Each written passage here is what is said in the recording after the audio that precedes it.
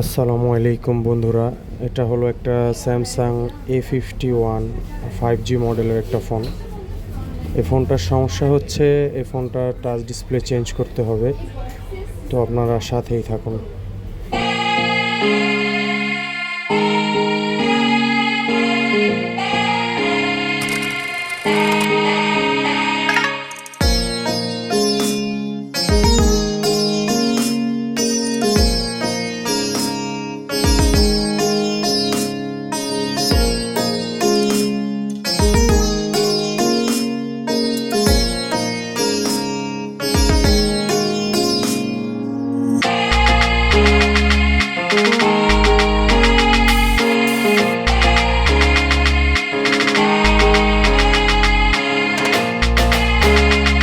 তো আলহামদুলিল্লাহ বন্ধুরা, দেখতেই পেলেন কাজটি সম্পূর্ণ হলো।